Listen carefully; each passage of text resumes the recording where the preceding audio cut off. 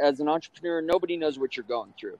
Right. You can't explain it to anybody. They won't understand. They'll just say, you tell somebody, oh yeah, this is, I'm literally not going to have money to pay this. And then if I don't pay that, this is not going to happen. And they go, oh, just, you'll figure it out. They don't understand that Right. if that card falls, then this card falls, and then the whole tower falls, and then literally my family's sleeping out on the street. So you don't understand the level of what's going on right now. I am so excited to be speaking at the Conscious Investor Growth Summit, March 8th through the 10th, out in Coeur d'Alene, Idaho. It's going to be an amazing event. I'm so honored to be speaking alongside 20 plus amazing other speakers. And we're going to be deep diving into health, wealth, and mindset. You do not want to miss this event. Make sure that you find your way there. Also, use the code ERIK, E-R-I-K, for 50% off your ticket. I hope to see you there. Keep changing the world.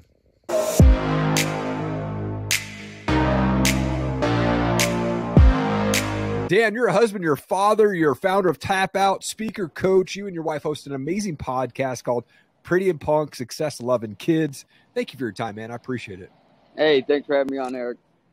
I like to kick things off by the first question I love to ask people is, where did you grow up? What was childhood like for you?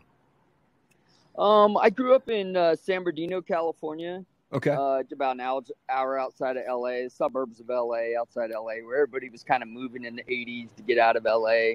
Yeah. And I had a really good family, tight-knit household, went to church, and so we were really close, but we lived in kind of a bad area, so we always had lots going on there. Gotcha. That I never thought we never felt like we were in a bad area. We always just felt like that was normal to us, but yeah, we were in shootouts in front of our house. Our house got broken into. My mom's been mugged on our doorstep and tackled onto the ground fighting for her purse. And, it's like, so it was one of those places. And, but we always felt like that was just normal. So we never felt like we were in a bad place. And honestly, there were a lot of good people around there. It was just that a lot of Los Angeles element was coming into town. Sure. And we happened to be in this area where the Crips and the Bloods were really going at it pretty heavy. And so we have a lot of fun. I mean, one of my earliest memories, I remember my dad dragging me out of bed. I was probably about 12, somewhere in there, and laying on top of me as this drive-by I thought somebody was hammering on the side of the house with a hammer. It was so loud. It was the craziest sound I'd ever heard. Wow. I might have started yelling or something because it literally sounded like somebody was on the side of our house with a hammer hitting my wall as hard as they could. And the gunfire wasn't at our house. It was across the street and a few houses down. Wow. But it was AK-47 fire, and that's why it was just so hard and heavy. Yeah. Oh my gosh, man! What a crazy childhood. I mean, it wasn't crazy. Don't get me wrong. It wasn't. It wasn't like I don't want no pity party for over here. But my dad used to lay this plexiglass, like a 2-inch piece of plexiglass, on my top bunk. Okay. So that if rounds, because people were always shooting rounds up in the air and stuff, he would lay it up. So he just left it up on the top bunk in case rounds ever came through and sure. landed and hit me in my sleep or something. Oh my gosh. Wow. Well, man, I love your story, man. And what you've been able to do is awesome. And I want to get into your podcast though, because I'm a huge fan of your podcast. Your podcast is called Pretty and Punk, Success, Love, and Kids. I love this name, man. People need to be listening to this show. But how do you involve your kids in the creative process, and how has their perspective kind of shaped the direction of the show? Well, I think growing up like that, I never wanted that for my kids, even though I want to stress that my parents gave me the best childhood. They're still married today. I'm lucky enough to still have them both, and they're amazing parents. Like I said, they always made us feel like we were safe, and I never felt like we were in danger or anything like that, although those things did happen. Yeah. But, but I wanted my kids to not, and though I didn't feel that way, I guess you always want better for your kids. You always, I want better for them, and I hope that they want better for their kids, and that keeps growing generationally. But, we kind of, I got this experiment really from my wife, because my wife had grown up in her mom was a single mom after she was 5 years old. Her parents were divorced, and she had two real older brothers. She was kind of like a surprise kid. So she was a lot younger than her two brothers. Yeah. And she grew up in her mom's jewelry store and working, like just being in and around it all the time. And she became this awesome entrepreneur who eventually started her own architectural concrete company, making millions of dollars, and she sold it back in 2012. But it's, I think that all came, or we both believe that all came from her being exposed to this type of situation. Yep. And being educated through watching her mom deal with this stuff every single day. I mean, at some point, her mom was early on, when she was real young, her mom used to have like 2 or 3 jobs, cleaning houses, cleaning corporate offices, and then also trying to run a small antique store. And eventually that all flushed out to this jewelry store that did well for her, and lots of real estate. So, it was just like, kids are not going to learn to do that stuff unless they're exposed to it, unless they see it, unless they see it firsthand. And the schools aren't going to teach it to them. Right. And so we have to be responsible for, if we want our kids to learn financial literacy, if we want them to learn how to be, or how to have good mindset so that they can be tomorrow's leaders and future entrepreneurs, we have to teach that to them. And that's really what our podcast is about. It's just about kind of what we go through. We're not perfect. We're finding things that work, and sometimes things don't work. And it's a constant riding the ship. But I feel like we're onto something, because our kids they're amazing kids. Yeah. My son Daniel, who's, 6 years old, he's speaking in front of audiences of 3,000 people, delivering speeches, doing quotes every day. I mean, he's just extraordinary, and our daughter too. And they're just really doing things that are outside the box. They're learning to be tomorrow's leaders and entrepreneurs, and that's what we want for them. Oh, so good. And Daniel's one of those guys that, like, I started following his page on Instagram. I mean, he is so motivational. I show it to my kids. They get fired up. I mean, it's so good. When did you start to see him kind of have this passion or this interest in entrepreneurship and motivation?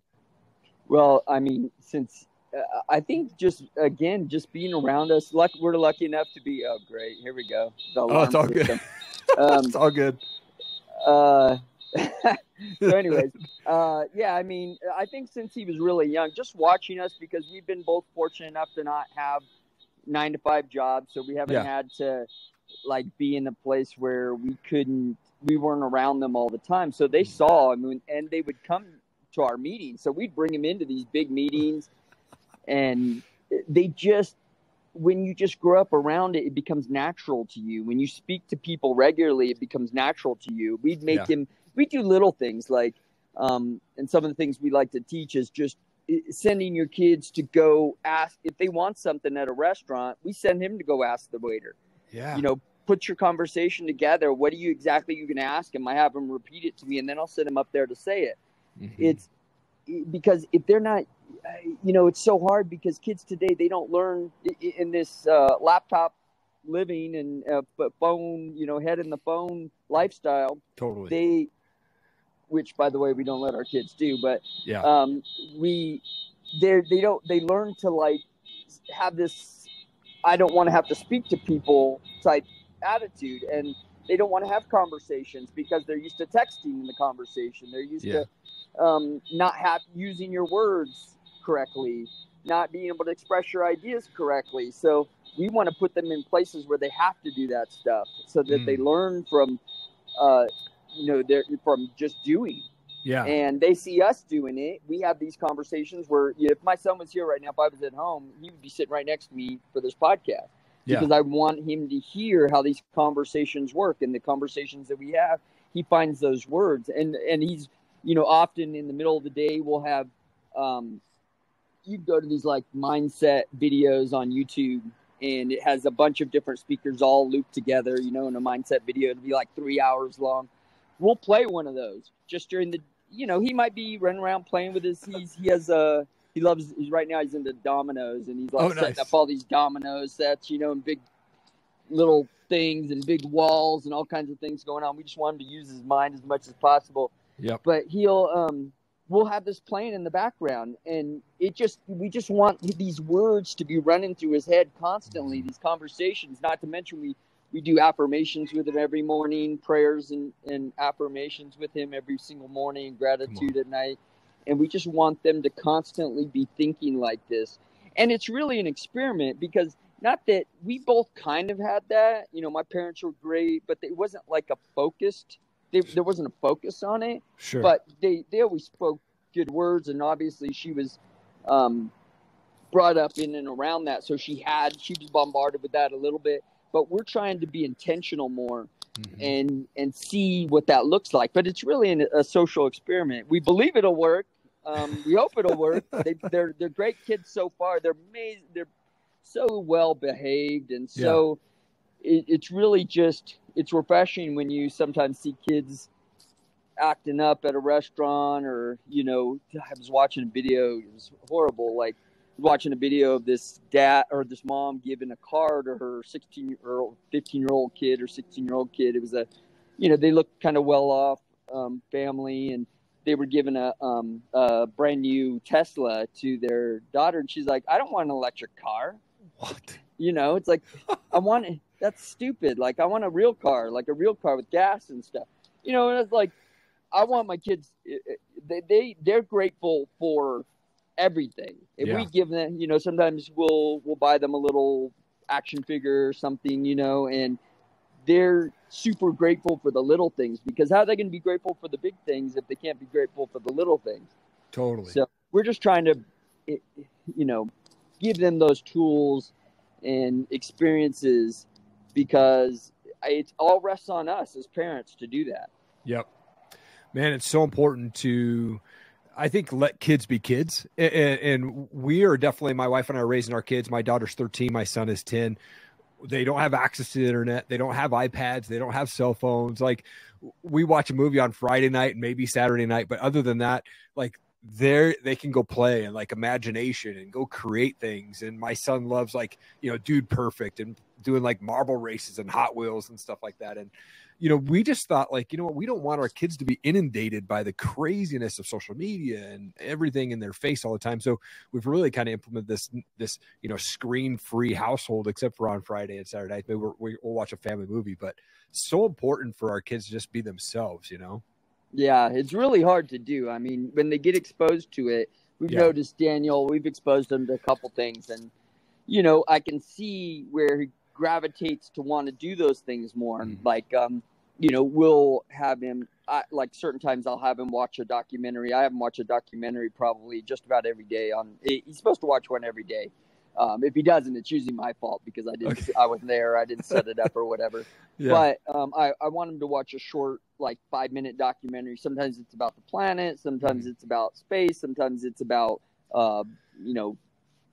president or Benjamin Franklin, or them building a spacecraft, or volcanoes, or whatever it is. I just want him to learn things. I want his brain to get used to learning. And so we've been doing that. But through that, sometimes he'll want to watch like a Dude Perfect and things like that. And we might have watched this guy, Mark Rober. I don't know if you're familiar with him.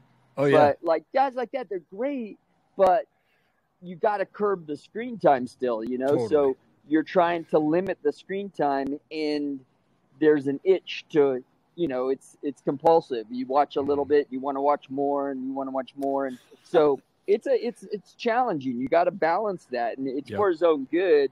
And I know sometimes he wants to watch it, and I still see it as good television. It's good. It's educational. Sure. It's smart for them. It's the right programming.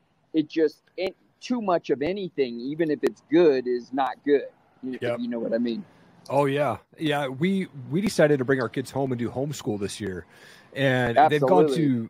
they've gone to a private Christian school for the last 1st grade through 6th grade for my daughter. And even in that type of environment, I think just the worldly desires and stuff like that we didn't want our kids to be around. We're like, no, I mean, we're paying a bunch of money, and there's still bullying, there's still harassment, there's still, like, if your parent is a teacher, they're getting away with stuff. Like, now we're bringing this home. And it's been such a huge difference to see the confidence in my kids just at home being taught by my wife. And I work from home full time. So it's all 4 of us in the house all day long. Yep. And it's cool. I get to see them for breakfast and lunch. And if I'm running down to get a coffee or something, but we just had to pull those kids out and say, man, we want to raise our kids how we want to raise them, you know? Yeah. We're the same exact way where our kids are home. We're home. We get to be in and around them. I'm just talking to my wife yesterday. The one challenging thing that we kind of are trying to figure out as we go is we don't want our kids. A lot of our work is on a phone, you know, yeah. So I'm doing work on a phone, but it's challenging because they see us on a phone. Mm-hmm. So they learn from what they see. Yep. And when they see us on the phone all the time, I could be on a phone, you know, like maybe I'm watching some video that I have to learn how to do something. And I'm setting up because I consult for a bunch of different companies. So I'll have to watch some of their programming so I understand more about their back business, or they have a video that they put out to all their employees. So I'll need to watch those things. And so they see me on my phone a lot or on my laptop a lot. And I don't want them to think that equals what they're doing necessarily. Right. Like I have to because it's my business. But telling them and showing them are two different things. And so we've been discussing like talking through what we're doing each time we're doing it. So sometimes I'll be on a call or watching a video, and I'll ask my son Daniel to come over and tell him, look, we're watching this video today about what this is going on and this new program that's being implemented for marketing for this company that we're working with. And I'll speak to him like we're doing it together. You know, it's like, and my wife too, because she helps me. She kind of comes over the top with consulting in different areas that she has more expertise in. Yeah. And so I'll say, Mommy and Daddy are working on this right now, and this is what's going on. This is why they're doing this, and this is why they're implementing this. And I'll make that part of his. Like sometimes he doesn't, like he usually is pretty good about wanting to hear all that stuff, and he'll ask me questions. But sometimes he wants to do other things. You know, he's like, Dad, I'm building a wall right now on my Legos. It's like I'm 6 stories high. You know, I have 2 more stories to go. Can I go back? Yeah. But I'm like, Daniel, listen to me. You need to hear this, okay? I just want you to understand exactly what we're doing for these people because you're doing it too. I tell him too. You're a part of this. Yeah. So you got to come up with ideas. So I'll make him throw a few ideas down, even if I don't actually implement them or use them. I'll say, what would you have them do if, you know, right now they're trying to figure out how to market to these type of people. You know, what do you think are some good ideas? And he'll throw out some, you know, his best foot forward. I just want his brain thinking like that. Yeah. So, you know, it's always challenging, but I enjoy the challenge. I'd rather it be that than them being in school. And, you know, it just kind of just gets so status quo when they're in school and you're hoping that their teachers are teaching them what they're supposed to be learning, but you know, today they're probably not. Right. Oh man, it's so huge to involve your kids in things. And I've been podcasting since 2017. So my kids really up until like a year ago, they just thought my full-time job was just podcasting because I knew that I was always talking with people and oh, it's top rated in May. Oh, you're talking on a podcast today, you know, and it's so fun to just engage them in. And sometimes they'll sit in the room behind a camera when I'm doing an interview. I'm like, hey, just be quiet and listen. And they'll listen. It's so cool to engage that. You mentioned earlier, like, you know, you guys do prayer and affirmation with your kids. How much does faith play into your role as a dad, as a husband, and as a business person? Well, my personal feeling is that you can't have a family without faith. Like it's not, if you don't build that foundation of family without faith. I know that's what kept our family so strong. My wife, you know, she grew up Catholic. I grew up in the Mormon religion. So, we now both practice more of a Christianity version of that. Yeah. And but it was so important just knowing that my parents were putting God first place in their relationship and in our, you know, their relationship with us. And I know that that's why they're still together. I know that that's why I turned out and my brother turned out the way we did. And I want that same outcome for my kids. I want to give them more. I want to sprinkle more on top, and I want to, you know, load them up with some more information. But I want their foundation to be based around their relationship with God, because I think it's important. Huge. Yeah, man. So important for that. And just downstairs, my wife starts every school day off with reading the Bible with our kids and just having like real conversation with them, you know, not just like, this is what it is, like how it relates today. My wife's really just a genius when it comes to translating that into more of a conversational language that my kids can understand, you know? Yeah. My wife's so much better. I mean, she's the one who's really pushing forward. Like, we both believe the same thing, but she's the driving force of making sure that it's in front of them every single day. Yep. Oh, so good. You know, I've been married for coming up on 19 years next year. Leading the way, buddy. Yeah, trying, man. I mean, not every year is rainbows and sunshine, though, as you probably know, being married. But like for newlyweds who are just getting married, what's something that you guys implemented in your marriage that has helped it kind of thrive? You know, we had some challenging times, you know, trying to figure. We're both headstrong. We're both hard to get along with. So you put us both in the room together, we're like, you know, we're two balls of energy, usually go in different directions. Yeah. So it's been really nice, like just working out conversations and checking in with each other to make sure we're on the same page about things. I think just being as truthful with each other as you can about how you're feeling and what's going on through your head has been probably, you know, I kind of grew up and in my business having to keep everything internalized. Mm-hmm. So it was really hard for me to kind of come out of that shell because I just wanted to handle things like nobody else could. You know, nobody knows what I'm. Hey, this is a quick shout out from one of our awesome sponsors. Check this out. Thank you to Tracy down at Tranquil Turtle Massage in downtown Coeur d'Alene. Look, my wife and I, we see Tracy and her team every single month for a couples massage, and it is the best thing. Tracy is a master massage specialist and a Hanu Ashiatsu trainer. You need to reach out to Tracy and her team. Make sure that you tell them that I sent you, and you'll get $25 off your next massage. Also, while you're there, check out CDA Brows, Body, and Ink. Make sure to tell Tracy that I sent you, and you'll save $100 on your next tattoo brows and plasma tightening services. As an entrepreneur, nobody knows what you're going through. Right. You can't explain it to anybody. They won't understand. They'll just say, you know, you tell somebody, oh yeah, this is, you know, I'm literally not going to have money to pay this. And then if I don't pay that, this is not going to happen. And they go, oh, just, you know, you'll figure it out. They don't understand that if that card falls, then this card falls, and then the whole tower falls, and then literally my family's sleeping out on the street. So you don't understand the level of what's going on right now. Yeah. And so it's hard so you internalize all that stuff because you have to keep a facade out there that everything is okay, because if everybody thinks that, you know, if you start, first of all, you don't want to be that person. You're a positive person. You're trying to stay positive about the situation. And I can remember just my business, you know, constantly it was constant fires going on all the time. So I was just internalized, you know, people would ask you, how's things going? Great, man. We're killing it.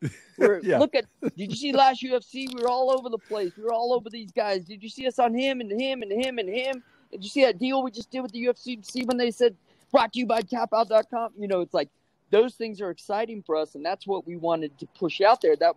But they didn't see what was actually going on behind the scenes. Yeah. So I was forced to internalize a lot of that stuff. So when you get into this type of relationship and you're married, you don't want to necessarily tell your wife that things aren't good here or not good there, this is not working, or you just lost $100,000 on, you know, something stupid and, you know, bad mistake, or, you know, this investment worked or didn't work.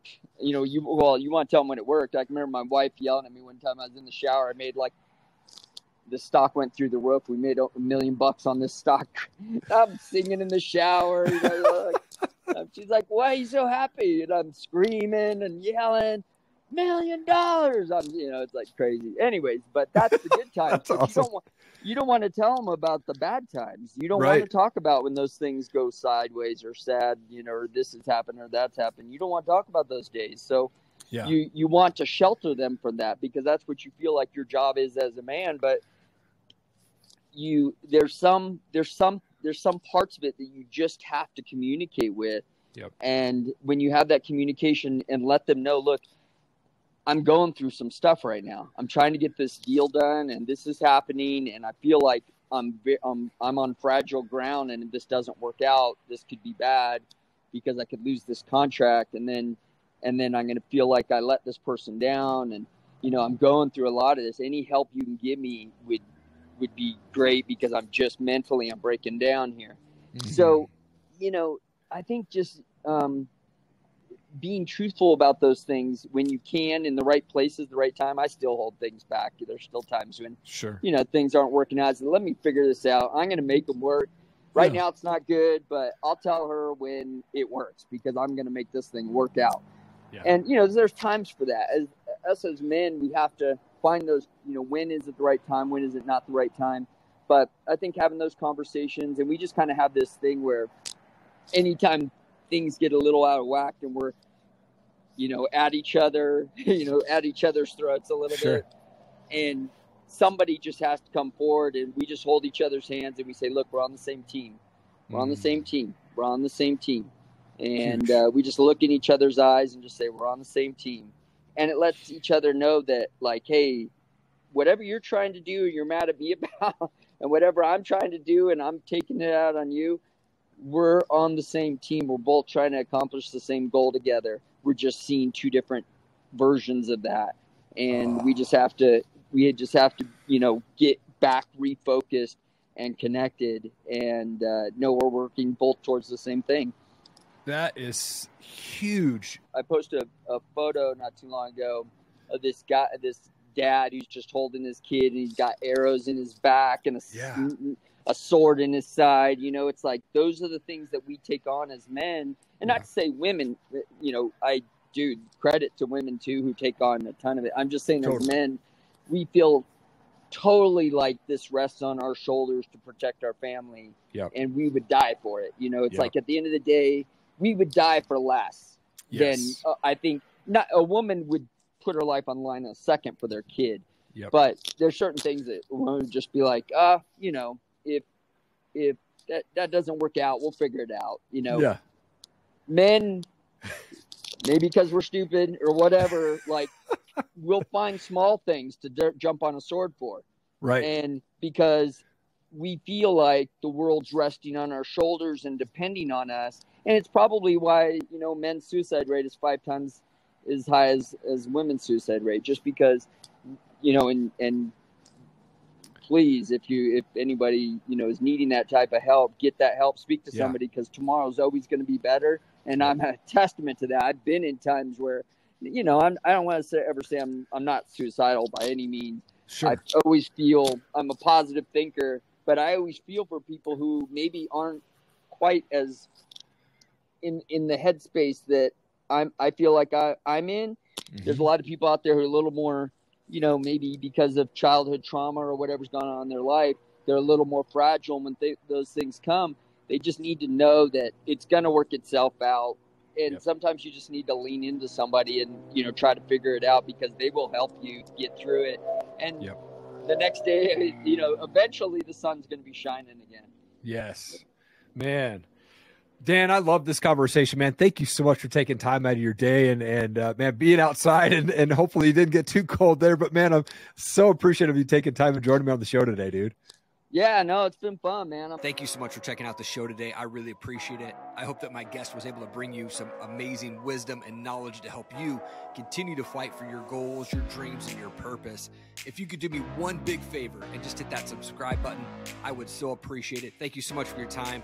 Keep changing the world. I believe in you. Have an amazing day.